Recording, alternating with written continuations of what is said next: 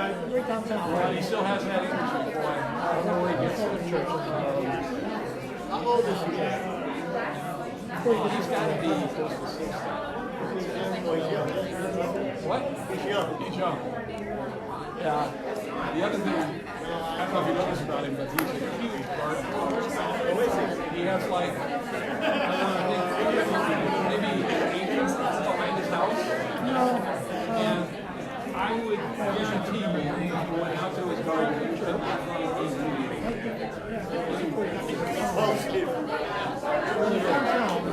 and he's vegan for one reason. So this is his food. He became vegan because he's been on cancer treatment and he had he survived. Okay.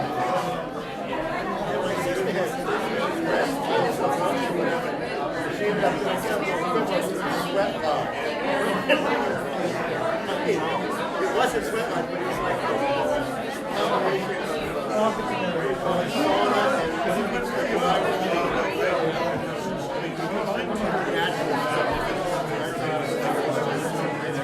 Jack's played a great role. Well, for some reason, the bishops didn't. Why am I not surprised?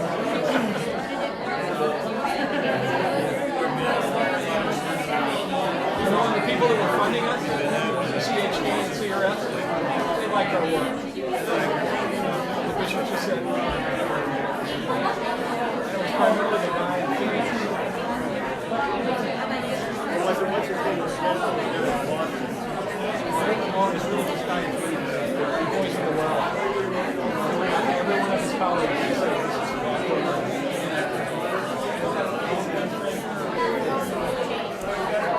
Years ago, we were at one another's throats in the society, Providence, Kammer.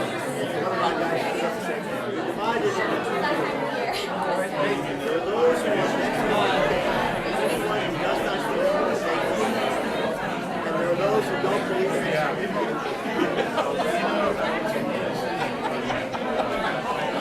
So I just wanted to introduce myself. I'm Ed Quinnen.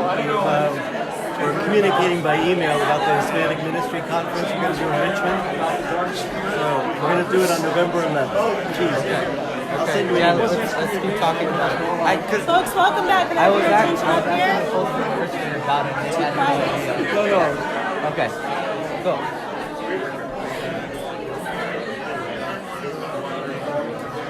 Alright, folks, we're going to get started with our evening keynote. If you can take a seat, we'll continue our conversations later this evening. Thank you. Thank you. I'd like to introduce our keynote speaker for this evening, Father Fred Kammer, over here. He is the Executive Director of the Jesuit Social Research Institute at Loyola University, New Orleans.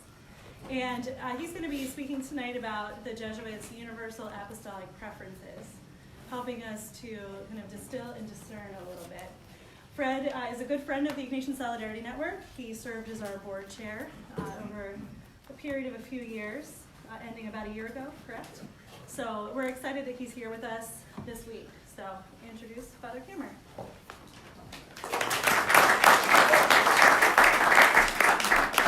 Thank you, Kelly. I have to do 3 introductory comments. First, I'm from New Orleans, and a lot of people, when I get introduced as a native of New Orleans, they spend the rest of the talk wondering about my accent.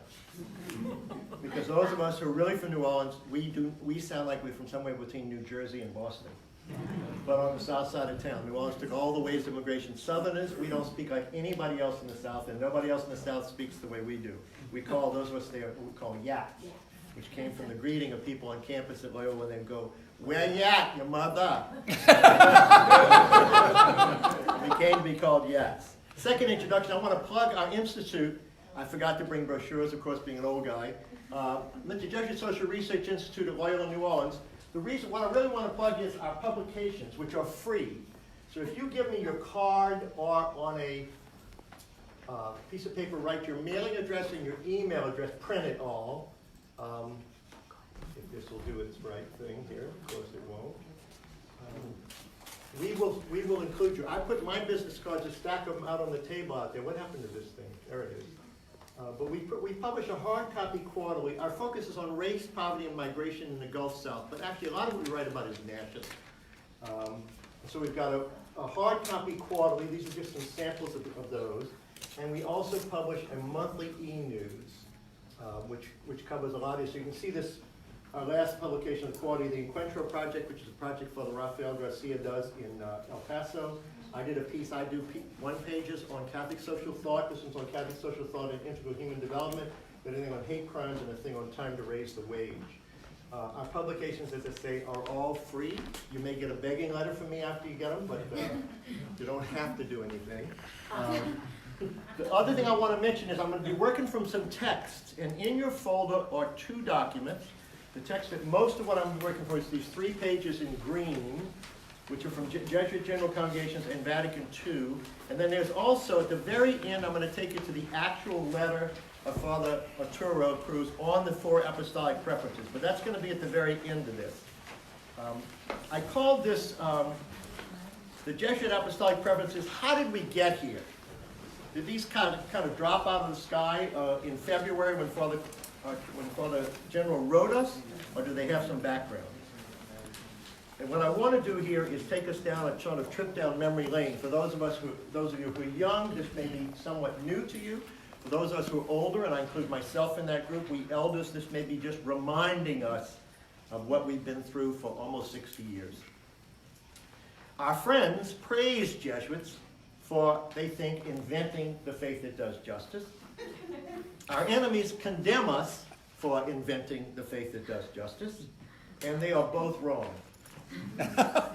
While many people will doubt that, we Jesuits actually are men of the church. And we rooted our commitment to the faith that does justice in what the church was rooting itself in, and the way the Spirit was moving the church. I'm very taken with the fact that this fall, Nick Napolitano and a couple of us are going to be in Rome for the 50th anniversary of the setting up of the Office of Justice in the Jesuit Curia. It was set up in 1969. That's an important piece of what I want to talk about. Not the setting up of that office, but the historical period. We articulated the mission of the faith that does justice, or the service of faith and the promotion of justice, most dramatically in the 1970s. I'll get to that in a moment. But it followed 2 major Roman Catholic events in which it was rooted. The first of those was the Second Vatican Council, and its declaration in 1965 that said this, and this is what many of you do every day: the joys and the hopes, the griefs and the anxieties of the people of our time, especially those who are poor or in any way afflicted, these are the joys and the hopes and the griefs and anxieties of the followers of Christ. It's the first sentence of the document on the church in the modern world, which was, I'll get back to that in a moment. That document was approved on the last day of the Vatican Council, the last working day in 1965, and it was approved by a vote of the bishops and cardinals there of 2,309 to 75. This was more than 3 years after the council had opened. It is the longest document by a church council in 2,000 years, and the document was not planned for in 3 years of preparatory work for the Vatican Council. Yet many would say it was its most distinctive accomplishment. But for me, the whole tone and message of the document, it's a long document, is captured in the first line again, from which it also draws its Latin title, Gaudium et Spes, or joy and hope. The sentence again, the joys and the hopes, the griefs and the anxieties of the people of our time, especially those who are poor or in any way afflicted, these are the joys and the hopes and the griefs and anxieties of the followers of Christ. It's on the green pages. With these words, the Council Fathers planted the church squarely along with all of humanity in common concern and common cause. But a little earlier history of where this came from might be helpful. Pope John the 23rd announced the Council on January 25, 1959. It was less than 3 months after he was elected Pope. After that began 3 years of preparatory commissions and committees working on drafts of documents that have influenced the church today, the diaconate, the liturgy, ecumenism, etc., etc., etc. There were a lot of preparatory committees. There was no committee working on the state of the world or the church's place in the world. No preparatory document. 1 month before the council, though, on September the 11th, 1962, Pope John delivered a radio address in which he declared the following: "Where the underdeveloped countries are concerned, the Church presents herself as she is. She wishes to be the Church of all, and especially the Church of the poor." In addition, 10 days after the council opened, on October the 20th, 1962, the council fathers decided they ought to say something to the world about what they were going to be doing. They didn't know they'd be doing it for the next 4 years, but anyway. Then they put out, this is a piece of their message. "We urgently turn our thoughts to the problems by which human beings are afflicted today. Hence our concern goes out to the lowly, the poor, and the powerless. Like Christ, we would have pity on the multitude heavily burdened by hunger, condemnations of most things modern." The Church was awakening to its international character as Asian and African and Latin American bishops joined the first world majority and brought the concerns of a worldwide faith community, although much of the debate was dominated by European concerns and European bishops. And mostly, the debate took place in Latin. The radical economic imbalances, though, and threats to peace and humanity itself, the joys and hopes, the griefs and anxieties, were very much on the mind of the authors, as well as Pope John the 23rd. So a document began to be drafted with a new writing commission, and it was debated over the next 3 sessions of the council.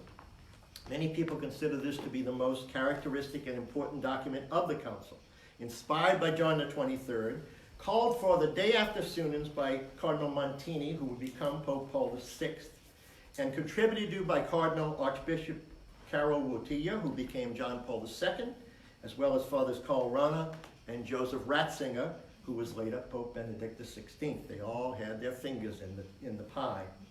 It was promulgated, as I say, on the last working day of the council. There was a big mass the next day. To summarize, in what many people consider to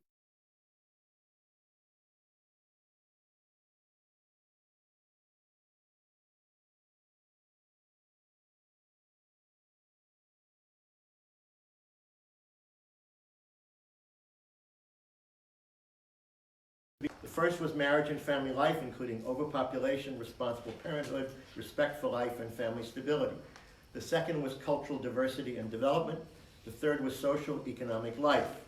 In the midst of these, it discussed fundamental imbalances between the rich and the poor, the requirements of justice, a sufficient share of earthly goods for all, the duties of public authorities, and the common good.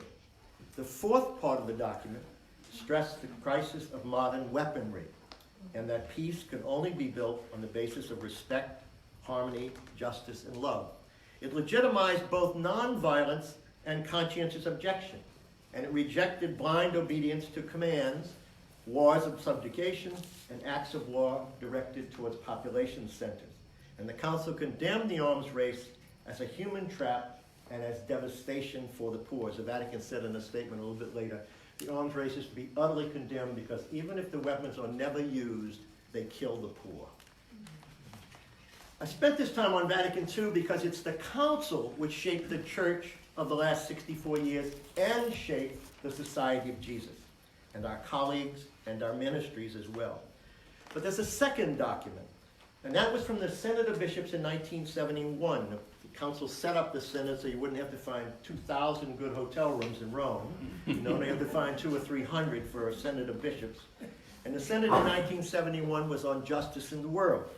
The sentence that's most popularly summarized is this: action for justice is a constitutive element of the preaching of the gospel. Action for justice is a constitutive element of the preaching of the gospel.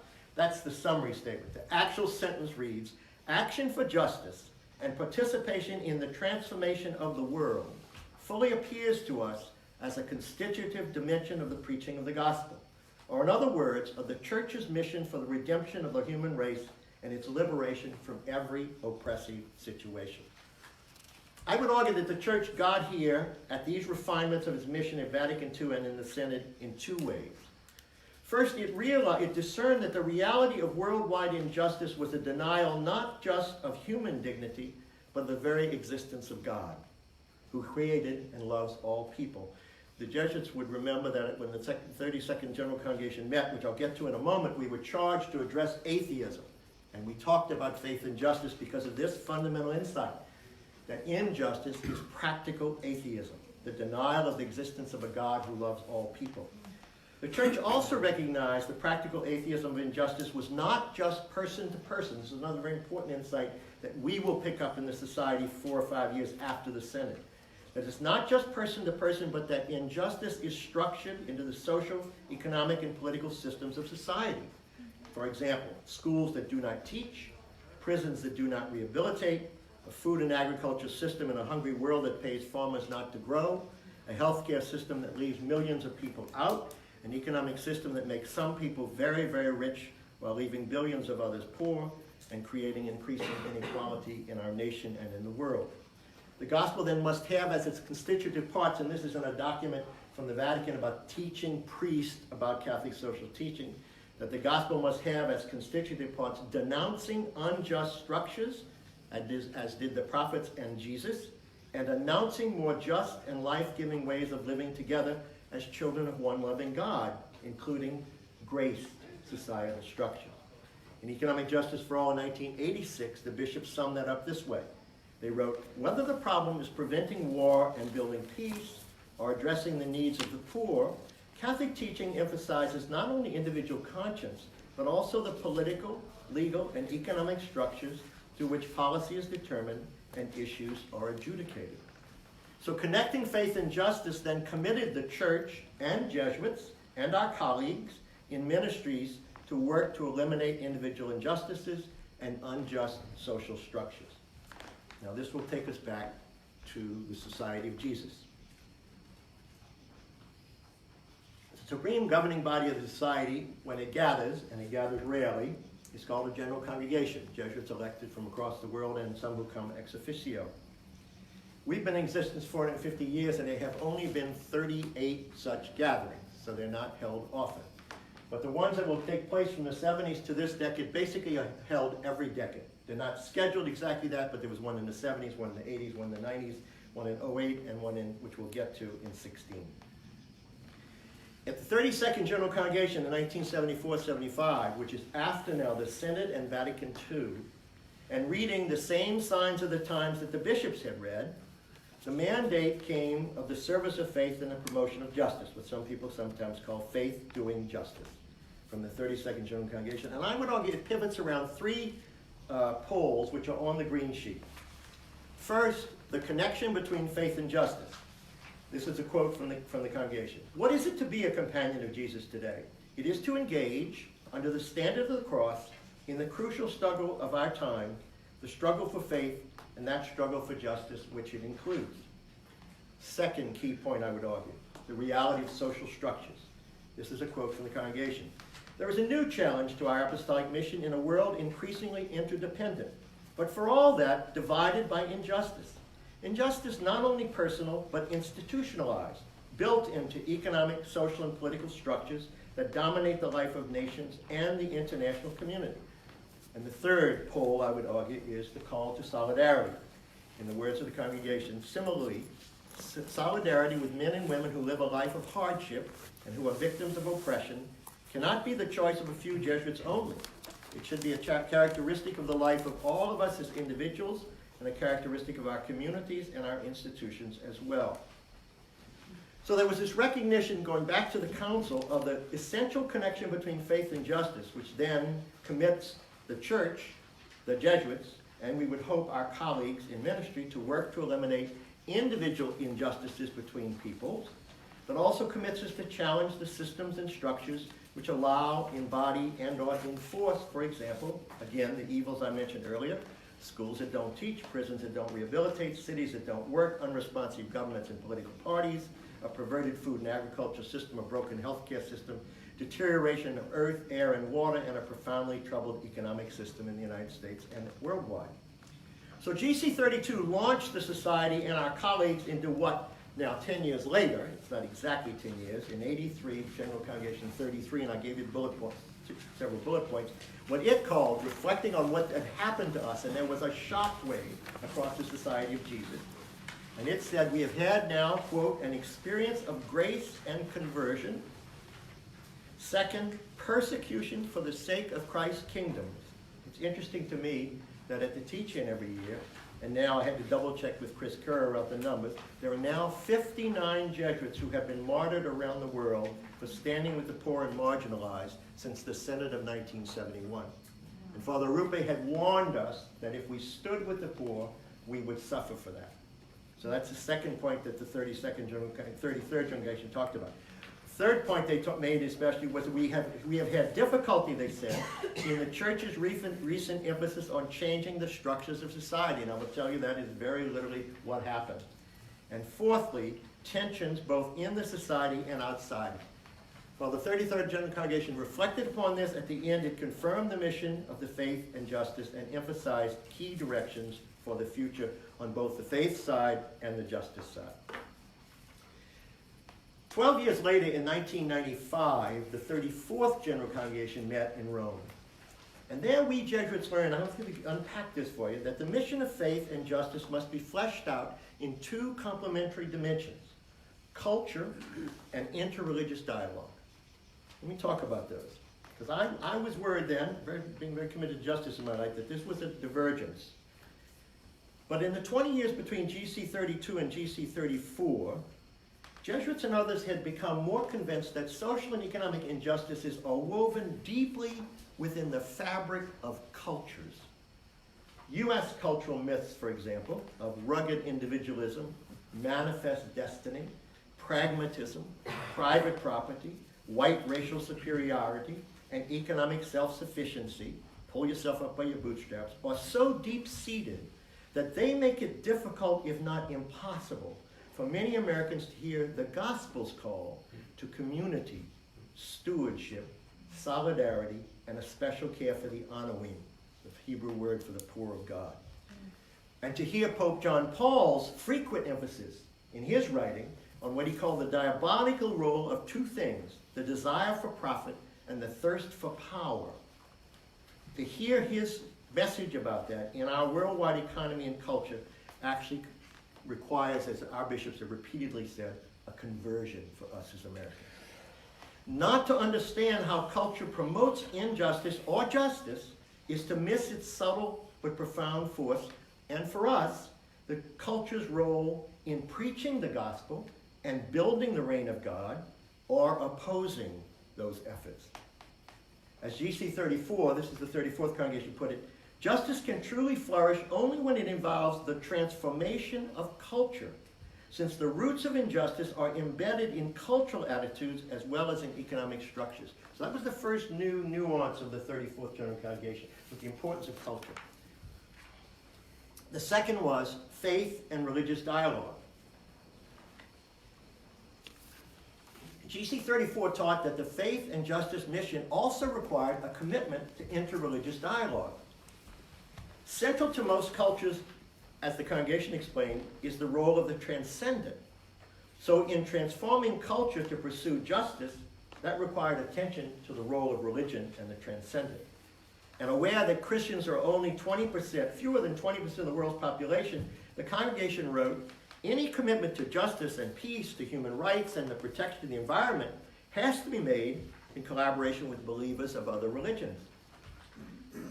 I would explain, we came to this consciousness from both the awareness of the key role played in many societies by religion, but also from the practical experience of working hand in hand with representatives of other faith traditions, which many of you know in your grassroots work in towns and cities, in your parishes, and in advocating for justice and peace. Moreover, the experience of the last 18 years, since 2001, of terrorism and war and interreligious conflicts should have brought home clearly to all of us the critical role of religion in world affairs, as well as the absolute importance of learning to understand other religions and hopefully to bridge religious divides in the interest of a more just and peaceful world. So for GC 34 then, the nation vision that commits us to the faith of justice presupposes two other things: a commitment to the transformation of culture and to dialogue with religions that inspire and shape and sanction cultures. As the congregation put it, this justice cannot be achieved without at the same time attending to the cultural dimensions of social life and the way in which a particular culture defines itself with regard to religious transcendence. Move forward another decade to 2008, the 35th General Congregation. I was at that congregation.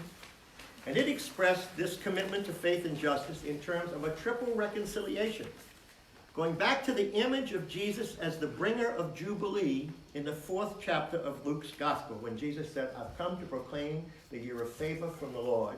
The scholars now say is a reference back to the Jubilee tradition in the book of Leviticus, which was about restoring the Israelite community back to right relationship with Yahweh their God, with one another, and with the earth, while they were not to plow the fields every 7 years, etc., etc., etc. I would just explain there was an effort at that congregation to have a separate document on the environment. That effort failed. There was not enough of an impetus for that at the time. And later in the congregation, another writing committee was set up to write a document called Challenges to Our Mission. It went back to this Lucan text and to the Jubilee tradition and wrote a document in terms of the challenges to us in terms of reconciliation with God, reconciliation with one another, and reconciliation with the earth. So environmental themes came in that document. In a global world, this implies, the congregation says as well, building bridges between rich and poor, establishing advocacy links between the powerful and the powerless, care for creation, using new communication technologies effectively, and networking internationally. We heard Kelly mention networking earlier, as is in the title of the Ignatian Solidarity Network. A decade later, in the year 2016, the 36th General Congregation met, 3 years ago. It called Jesuits and colleagues to a mission of reconciliation and justice. So now I picked up the themes from 35, together with the earlier themes in terms of justice. It developed further the threefold dimensions of reconciliation promoted by the 35th General Congregation, but now is enriched by two things. In 2014, Father General Adolfo Nicholas had written a letter on reconciliation, and secondly, Pope Francis had written Laudato Si, on hearing the cry of the earth and the cry of the poor. And so in terms of reconciliation within humanity, the second reconciliation, the 36th General Congregation emphasized the shocking, this is a quote from them, the shocking forms of suffering and injustice that millions of our brothers and sisters endure. And in so doing, it emphasized three particular forms of suffering. The first was displaced peoples, refugees, immigrants, internally displaced people. The second group was those marginalized by injustices and inequality, often due to the dominant modes of development. And the third was people suffering from the violence caused by fundamentalism, intolerance, and ethnic, religious, political conflicts, calling all of us to work for peace. In terms of the reconciliation with creation, the third form of reconciliation, the last congregation underscored the fundamental connection made by Pope Francis in Laudato Si between the environmental crisis and the world's social crisis, wherein we so often discard both natural resources and people. The congregation called Jesuits and our colleagues to changes in lifestyle, to accompaniment of the most vulnerable, and to rigorous analysis of the causes and cures for the crisis. As did the 35th General Congregation the decade before, the 36th Congregation emphasized that all our ministries should seek to build bridges to foster peace. We must do it in ways where we are messengers of the hope of the gospel and Jesus, where we are deeply reflective, committed to reconciliation, widely collaborative, and promoting personal and social transformation rooted in prayerful discernment. Now we finally get to the Apostolic Preferences. But you need to kind of have that history to understand how we got to where we are now. So during a 16-month process, during 2017 to 18, Jesuits and colleagues in ministry, I was in a group in New Orleans of Jesuits from all the ministries there and lay people from those ministries, reflecting upon what is our call today? What should be our apostolic preferences? And Father Sosa had the whole society sort of stop what we're doing, not that we stop what we're doing, but stop other things and pay attention to this. And so on February 19th of this year, we got the letter. Now you have the letter in white there, and I have a little summary of it at the end of the green pages. He wrote us, this is it, he said, at the end of 16 months, that the process lasted at the various levels of society, I presented to the Holy Father 4 universal apostolic preferences. My summary is at the bottom of the green pages, and then the white document you have is the letter. He said, I presented to Holy Father 4 universal apostolic preferences: to show the way to God through the spiritual exercises and discernment, to walk with the poor, the outcasts of the world, those whose dignity has been violated, in a mission of reconciliation and justice. Third, to accompany young people in the creation of a hope-filled future. And fourth, to collaborate in the care of our common home, to use the subtitle of Laudato Si. And he went on to say to us that Pope Francis had endorsed these as our mission. There was a very important clarification about 2 months later that a lot of people may have missed unless you're a Jesuit junkie, Jesuit news junkie, which is what did Father General mean by preferences? At a conference on leadership and discernment at a retreat house outside Rome on April the 3rd, Father General Arturo Sosa made an impassioned plea to consider the UAPs. They now have a alphabet soup for these. The UAPs, the Universal Apostolic Preferences. Consider the UAPs not as a strategic plan or a ministry checklist, but as a call to conversion. He also voiced the importance of the term preferences versus priorities in these words, and this is a quote from a news article about it. When we began this process, we asked, why preferences and not priorities? We confirmed that preferences is really what we need and what we want to have, not priorities in the sense that priorities exclude. When you prioritize something, you exclude something else. This is not choosing between schools, universities, or parishes. Preferences are vital orientations for focusing all of our apostolates in the next 10 years. So now let's come back to his letter of February the 19th, which you have there. He went on in the letter to explain the 4 preferences in greater detail. Since 2 of them touch upon the theme of this conference in terms of Jesuit justice, I want to focus on those 2, which is priority 2 and 4. One of the interesting things just to know in international languages, the youth theme in preparation 3 is not what we think of in terms of high school and college kids. Doesn't mean you don't work with high school and college kids, but it's actually in international Catholic conversations. It's people between the ages of like 20 and 35. Mac, you got it yet? And what I want to provide you a little detail from his letter on both of these 2 themes, reconciliation and justice, and the 4th preference about care for our common home. Notice what I noticed in looking at the letter. You will notice the use, and this is not common, I have not seen this in other documents and in congregations, the use of words like we resolve, we commit, we resolve, we confirm, we commit ourselves. So it's really interesting. So on the second theme, to walk with the poor, the outcasts of the world, those whose dignity has been violated in a mission of reconciliation and justice.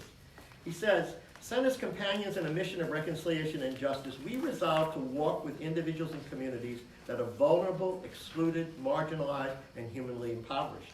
We commit ourselves to walk with the victims of abuse of power, abuse of conscience, and sexual abuse, with the outcast of this world, with all those whose biblical tradition knows as the poor of the earth, to whose cry the Lord responds with his liberating incarnation. He goes on, the necessary condition of becoming companions on the way in the style of Jesus is out of closeness to the poor, to announce his gospel of hope to many of the poor who inhabit our world today. To come closer to the poor means going out to the human peripheries and the margins of society. These, again, are terms from both the 35th and 36th General Congregations. Adopting a style of life and work appropriate to the situation so that our accompaniment will be credible. To achieve this, we resolve at all levels of society to discern who are the most vulnerable and excluded persons in our midst and to find ways to walk closely with them. He goes on to talk about, there's a whole section in here, and I have it in bold here, I don't know whether it was a bold original. The path we seek to follow with the poor is one that promotes social justice and the change of economic, political, and social structures that generate injustice. So you hear that structural theme come back from Vatican II through the 32nd General Congregation, the 33rd, the 34th, the 35th, and the 36th. And we can confirm our commitment, again, to care in special groups, migrants, displaced persons, refugees, victims of wars, and human trafficking. We also resolve to defend the culture and dignified existence of indigenous people. And lastly, we commit ourselves to help eliminate abuses inside and outside the church. So listening to this, you can hear all these themes from the Vatican II through the Synod, through the prior Jesuit General Congregations. The preferential love for the poor, the special care for the most vulnerable, attention to social, economic, and political systems and structures, with the more current attention to the child sexual abuse issue, which obviously has come up in here as well. To go to his 4th theme, to collaborate in our common home, he goes immediately to Laudato Si, reminds us that all human beings share the responsibilities for the care of creation, considered by many people from Mother Earth. The damage done to the earth is also damage done to the most vulnerable. don't know whether he uses the image, but the image I use often is the canary taken by miners into the mines. And when the canary fell over off its perch, you got out because the gas was going to kill you. And so the people who suffer most from environmental damage are in fact the poor. You know, in where they live and where we build dumps and factories and other stuff, et cetera. But he makes the point, we've got to hear the cry of the earth and the cry of the poor. And then he goes on to say we have to collaborate with others in the construction of alternative models of life, and we have to think about future generations, which actually goes back to Pope Benedict, who in talking about the creation himself, Benedict talked about a triple responsibility to the poor among us, to the earth itself, and to future generations. That our responsibility is not just stewardship. He talks about us being co-creators. Well, actually, it's Pope John Paul II talks about us being co-creators of the earth. And Benedict talks about us having a covenant with creation, to care for creation. It goes all the way back really to the Israelite sense about the earth. And so you have, let me just sort of conclude with this. What I've been trying to do this evening is present the roots of the universal apostolic preferences and the Jesuit theme of the faith that does justice in the heart of the church's own reflection and sense of mission. We didn't invent it. Then moving from GC 32 and its sense of our mission as a service of faith and promotion of justice, we saw it branch out in an understanding the importance of culture and the importance of interreligious dialogue. And then this understanding that justice involved the triple reconciliation, going back to the book of Leviticus really, of reconciliation with God, reconciliation with one another, and reconciliation with the earth. And so all of this comes together, for me at least, in these four universal apostolic preferences. Now, I just hosed you down for about 40 minutes. So your task now is to unpack all of this in your small groups. And you've been very patient with a lot of history, et cetera. But it seemed it was important for us, and maybe it's the last thing we old people can leave around is some of this longer tradition. Well, I'll take a couple questions in just a minute. So I'll give you a couple questions for your groups. You have questions or comments? Could you say something about, I'm a little bit confused about the priorities of Father Kaltenbach and the relationship to these. Well, going back, put out preferences. 6 preferences, and he did them coming out of a meeting of the provincials of the world. And at the end of actually General Congregation 35, we repeated his 6, etc. And his were a very different kind of thing. It was Africa, China, the Roman houses, the intellectual life, which people in the colleges all say, oh, that's about colleges and universities. Well, it's not. It's about the entire intellectual life. And the Roman houses. And migrants and refugees. And so Father Kaltenbach was articulating those 6 of those 5 at that point. And GC 35 picked them up. But now you have Father Arturo is basically setting an agenda for the next 10 years for us to all have to pay attention to. Doesn't do away with the others, is still concerned for the Roman houses, Africa and China, etc.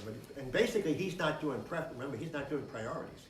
He's saying these issues, these preferences should be taking place in the classroom, in the parish, in the retreat house, in all of our ministries. We should be paying attention. We should be shaped by these, especially because you'll notice in the letter, the whole second half of the letter is about the importance of discernment in the spiritual exercises. So what Francis said back to him was, I'm confirming these 4, but the first one is your way into the other 3. You need to be discerning in context of the spiritual exercise about what you're being called to. And so they were giving a special priority there, yeah. Could you repeat the question? Is there anything comparable to the apostolic preferences that is being pursued by the Catholic Church at large? Well, there's so many things in the church's agenda. I mean, if you just look at so many documents of the bishops and the priests, etc. Well, you'd have to say that what Francis is doing is tapping into all these other Catholic themes, like the theme on care for our common home. The question is, what else is in the churches in terms of comparability? You've got things like Laudato Si and the call to care for the environment is very clearly in Francis's agenda as Pope, and we're picking it up and appropriating it. What Father General is calling us to is to appropriate it into Jesuit preferences, not priority. Could you repeat the question? It's just when you're answering them. Yes. Yeah, thank you. Okay, your question. Back into your groups, and you have 30 to 45 minutes to be seriously hardworking. And at 9 o'clock, the social is right in that room there, and they're going to open out the porch there. But your question is, I don't mean what I just said, but what impact has this history that many of you have lived through of the church and the Society of Jesus had upon you and your parish? How have you seen this played out in 10 years of activity, or 40 years of activity, or 50 years of activity? And how have you lived through this? And how has it affected you and gotten you into what you do now in terms of your ministry? Okay? Thank you.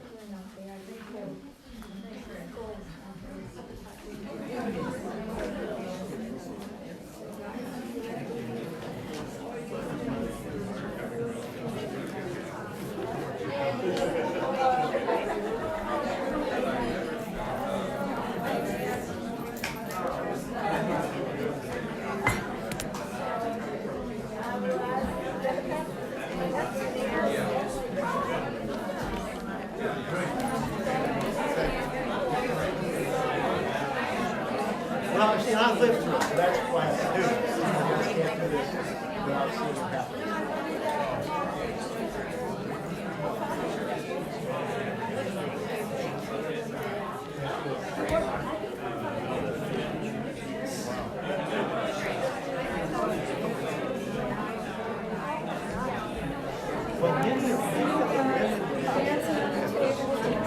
They were ready. I was way ahead of us.